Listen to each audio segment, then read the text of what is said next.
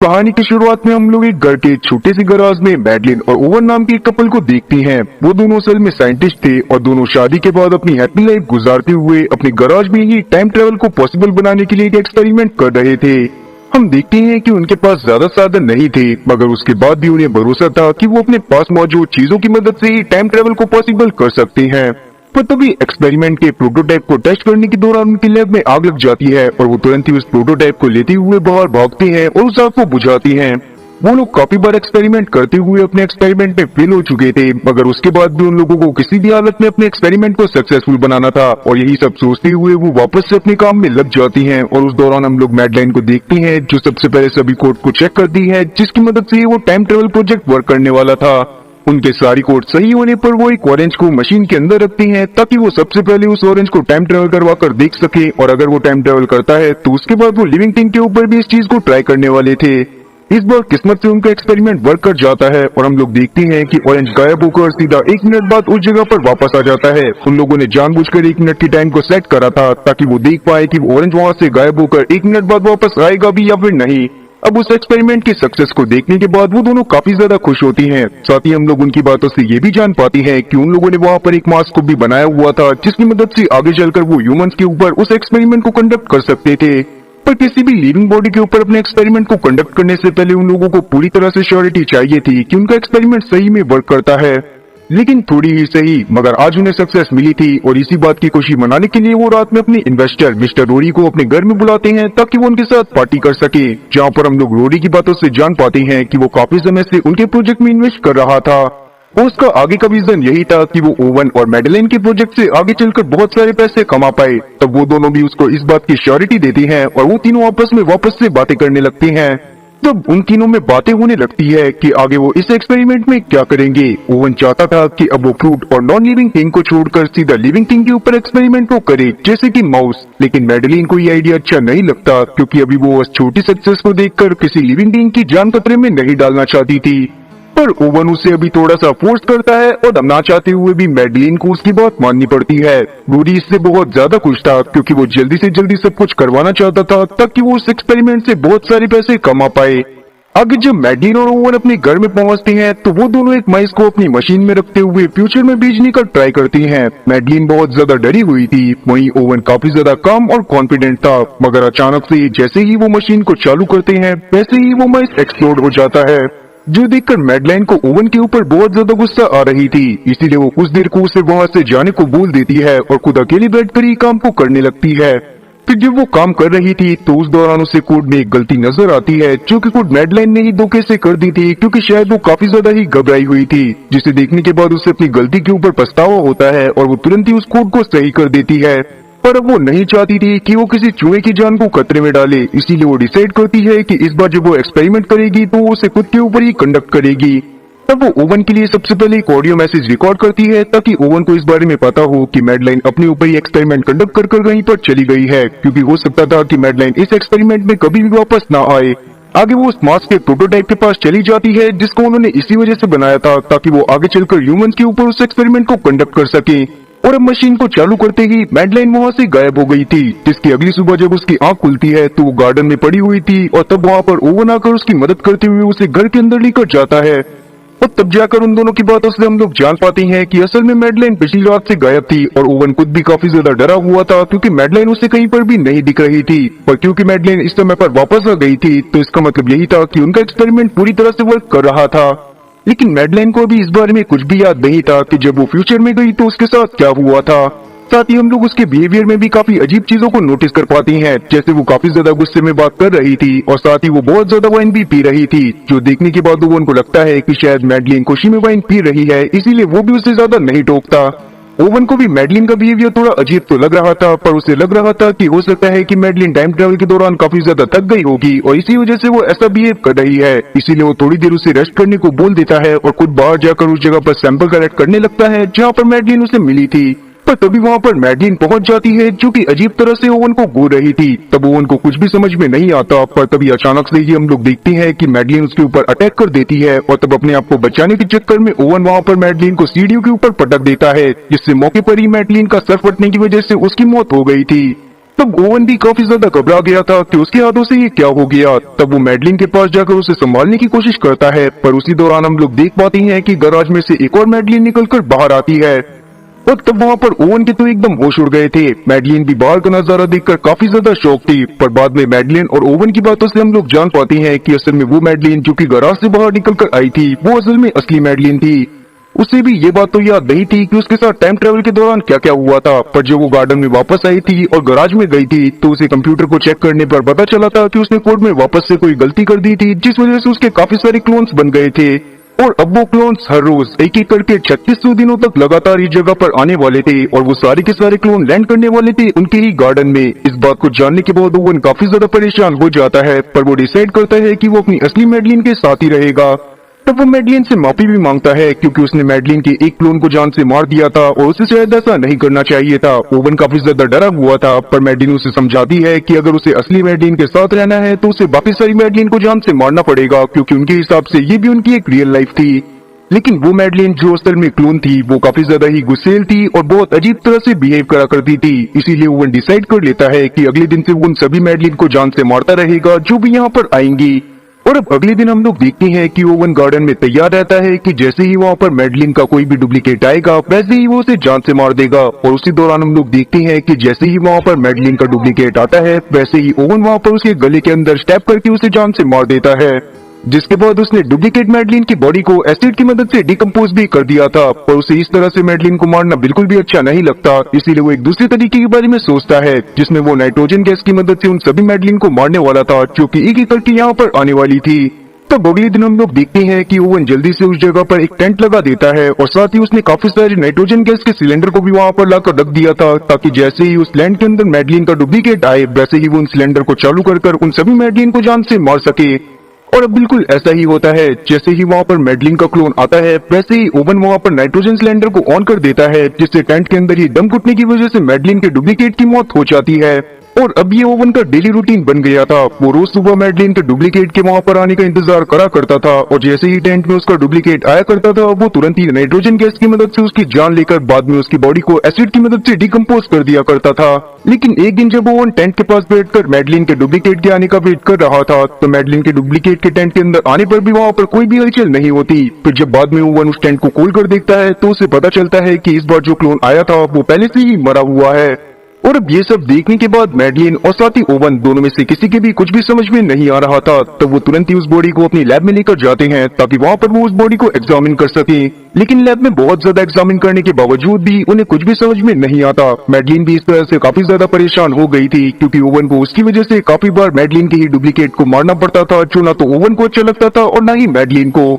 इसीलिए Madeline decide करती है कि वो वापस से उस मशीन का एक और बार यूज करेगी, पर इस बार वो फ्यूचर में न जाकर पास्ट में जाने की कोशिश करेगी ताकि वहाँ पर जाकर वो वक्त रहते अपने आप को रोक पाए ताकि वो मशीन में ना जाए और उसके ऐसे सारे डुप्लीकेट ना बने। लेकिन इस काम को करने से ओवन काफी ज्यादा डर रहा था क्योंकि वो इस बात को जानता था कि उन्होंने अभी तक किसी भी चीज को पास्ट में नहीं भेजा था और उन्होंने जितनी बार भी कोशिश करी थी वो हर बार फेल हुए थे। इसीलिए वो इस बार मैडलिन को मना करने लगता है, मगर मैडलिन उसकी बात को नहीं सुनती। पर एट लास्ट हम लोग देख पाते हैं कि ओवन किसी तरह से मैडलिन को समझा लेता है क्योंकि वो नहीं चाहता था कि मैडलिन पास्ट में जाकर फंस जाए और वहां पर से उसे लाने का कोई भी रास्ता ना हो। जिसके अगले दिन हम लोग देख पाते हैं कि अब मैडलिन किसी भी तरह से इस लूप को पूरी तरह से बंद करना चाहती थी, इसीलिए वो ओवन से बात करते हुए ये बात डिसाइड करती है कि इस बार उसका जो भी क्लोन आएगा वो उसे जान से नहीं मारेंगे बल्कि उससे आराम से बात करके देखेंगे ताकि उसकी मदद से उन्हें ये बात पता चल सके कि वो इस लूप को किस तरह से बंद कर सकते हैं।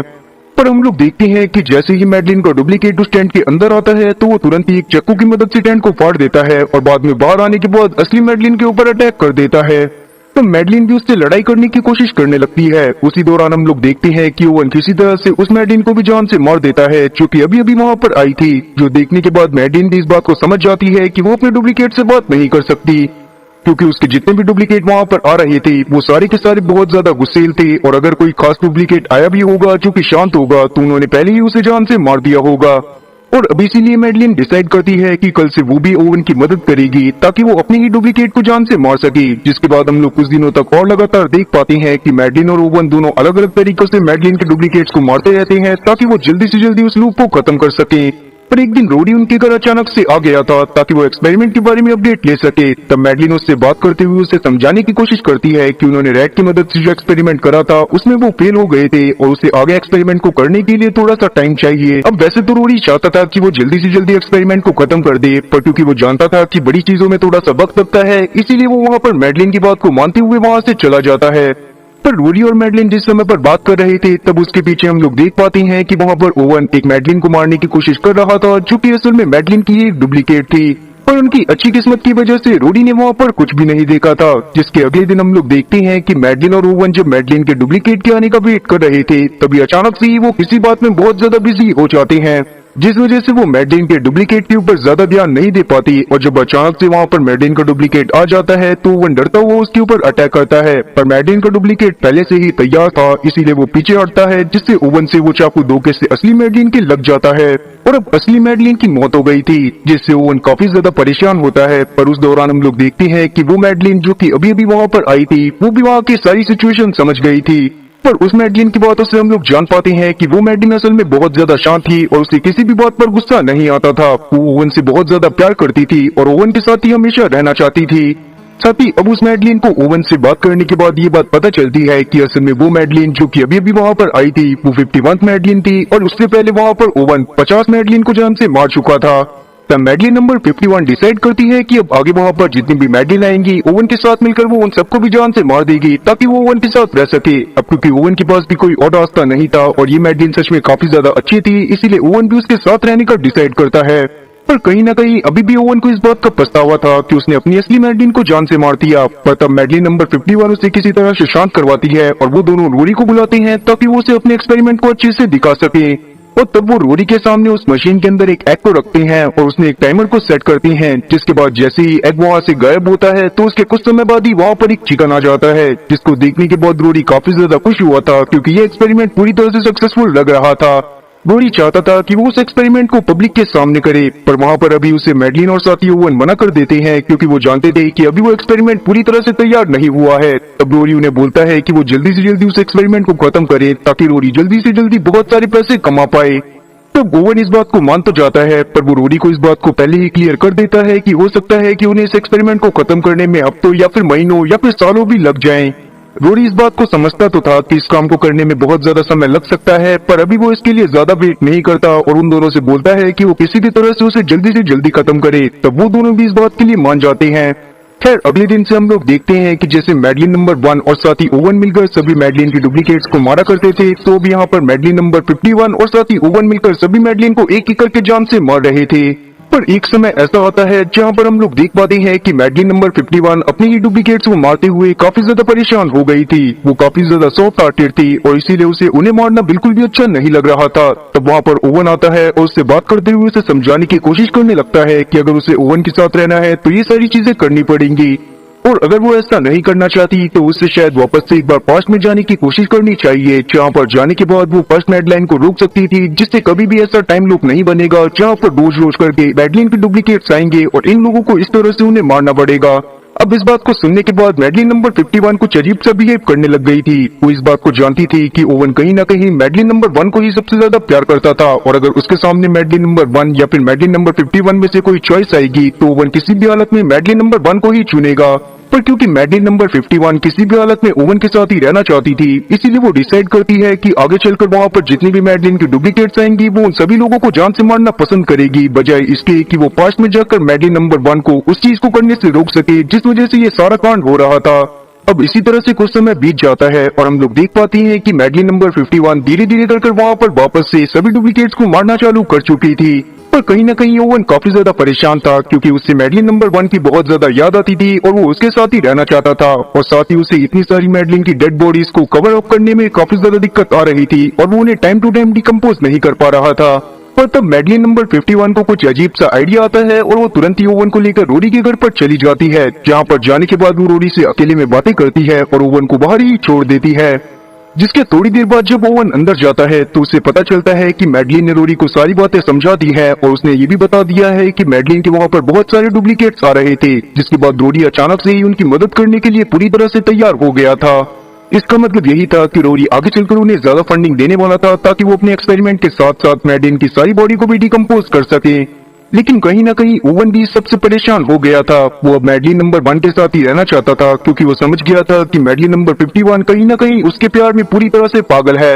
इसलिए वो अकेले में ही उन चीजों को करना चालू कर देता है जिससे वो चीजों को पास्ट में भी बेच सकता था। तब वो एक एप्पल को ट्राई करता है ताकि वो उसे पास्ट में बेच सके, पर उसका उसे कोई भी फायदा नजर नहीं आता और ऐसा वो इसीलिए कर रहा था ताकि वो अपने एक्सपेरिमेंट में सफल होने के बाद पास्ट में जाकर मैडलिन नंबर 1 को ये सब करने से रोक पाए, जिससे पूरी चेन टूट जाएगी और आगे चलकर मैडलिन का कोई भी डुप्लीकेट उनकी टाइमलाइन में नहीं आएगा। ओवन को लगता है कि वो अपने एक्सपेरिमेंट पे सफल नहीं हुआ, पर असल में मैडलिन को वो सेब मिल गया था जो कि पास्ट में पहले ही उसके पास पहुंच गया था, जिसको देखने के बाद मैडलिन भी इस बात को समझ गई थी कि ओवन अभी भी इस तरह के एक्सपेरिमेंट को कर रहा है जिससे वो पास्ट में टाइम ट्रेवल भी कर पाए। और अब ये बात जानने के बाद मैडलिन नंबर 51 को बहुत ज्यादा गुस्सा आती है और अगले दिन हम लोग देखते हैं कि जब ओवन वहाँ पर इंतजार कर रहा था कि वो मैडलिन की डुप्लीकेट को जान से मार सके, तभी वहाँ पर मैडलिन आकर उसके सर पर अटैक करते हुए उसे बेहोश कर देती है। और ऐसा मैडलिन ने इसी वजह से करा था क्योंकि मैडलिन समझ गई थी कि कहीं ना कहीं ओवन उसे धोखा देने की कोशिश कर रहा है और वो किसी भी हालत में ओवन के साथ ही रहना चाहती थी। जिसके थोड़ी देर बाद जब ओवन की आंखें खुलती हैं तो वो अपने आप को लैब में ही एक चेयर से बंधा पाता है। तब उसके सामने एक मैडलिन थी जो कि असल में मैडलिन नंबर 115 थी, जिसे देखने के बाद ओवन काफी ज्यादा गुस्से में आ जाता है क्योंकि वो समझ गया था कि ये मैडलिन काफी ज्यादा रूड है। साथ ही हम लोग वहाँ पर मैडलिन नंबर 115 की बातों से ये भी जान पाते हैं कि असल में मैडलिन नंबर 51 काफी समय से कुछ मैडलिन्स को नहीं मार रही थी ताकि आगे चलकर वो अपनी थोड़ी सी सेना को बना पाए और ओवन के ऊपर पूरी तरह से कंट्रोल पा ले। और कहीं ना कहीं मैडलिन नंबर 51 ये सब इस वजह से भी कर रही थी क्योंकि अब वो अपने डुप्लीकेट्स को नहीं मार पा रही थी।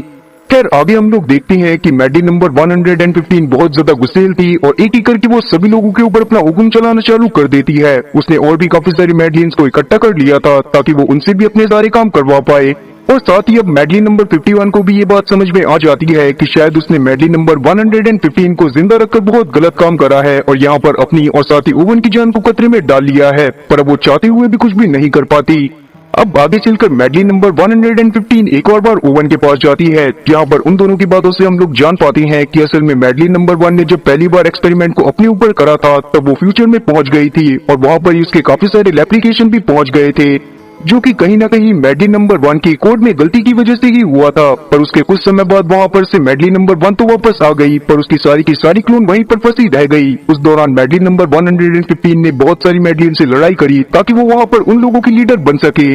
और क्योंकि वो अपनी लाइफ के लिए जस्टिस चाहती थी इसीलिए वो इंतजार करने लगी कि कब वो वहाँ पर से वापस से प्रेजेंट टाइम में आए, जहाँ पर आने के बाद वो सभी मैडलिन को जान से मार देगी और खुद ही ओवन के साथ रहेगी। अब इन सब बातों को जानने के बाद ओवन को और ज्यादा गुस्सा आने लगती है, पर अभी वो चाहकर भी कुछ भी नहीं कर पाता। तब उसी रात हम लोग देख पाते हैं कि एक मैडलिन उसके पास आती है ताकि वो उसके साथ इंटीमेट हो सके। तब ओवन को लगता है कि शायद वो मैडलिन नंबर 51 है, जो कि असल में थोड़ी सी सॉफ्ट थी। इसी वजह से ओवन उसके साथ फ्लर्ट करना चालू कर देता है ताकि वो अपने आप को फ्री करवा सके। पर उसी दौरान हम लोग देखते हैं कि मैडलिन नंबर 115 वहाँ पर आ जाती है और वो उस मैडलिन को जान से मार देती है। अब ये सब देखने के बाद ओवन काफी ज्यादा डर गया था। तब मैडलिन नंबर 115 उसके पास भी आती है और उसे भी धमकाने लगती है। वो नहीं चाहती थी कि ओवन उसके अलावा किसी और के ऊपर नजर डाले, पर बाद में हमें ये बात पता चलती है कि मैडलिन नंबर 115 ने अभी जिस मैडलिन को मारा था वो असल में मैडलिन नंबर 51 नहीं थी। तब हम लोग असली मैडलिन नंबर 51 को देख पाते हैं, जिसने भी ये सारी चीजें देख ली थी और वो काफी ज्यादा डर गई थी। तब वो ओवन और खुद की जान बचाने के लिए ओवन को अपने साथ रोरी के घर पर लेकर चली जाती है ताकि वो उसके घर में सेफ रह सके। और वहाँ पर जाने के बाद उन लोगों ने ये चीज डिसाइड करी थी कि वो किसी भी तरह से मैडलिन नंबर 1 के प्लान को एग्जीक्यूट करेंगे, जिसमें वो पास्ट में जाकर उस जगह पर मैडलिन नंबर 1 को रोक देंगे जहाँ पर से वो इन सब चीजों को चालू करने वाली थी।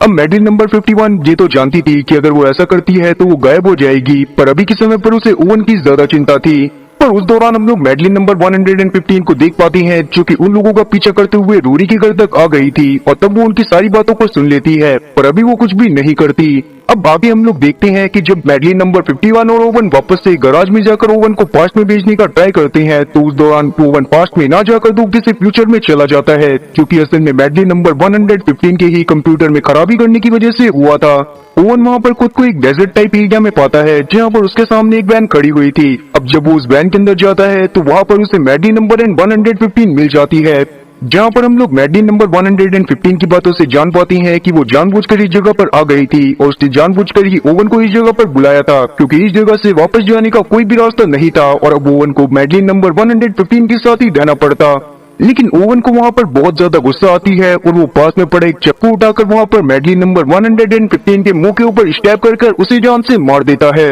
लेकिन सेम टाइम पर मैडलिन नंबर 115 ने भी उसके ऊपर अटैक कर दिया था, जिस वजह से वहाँ पर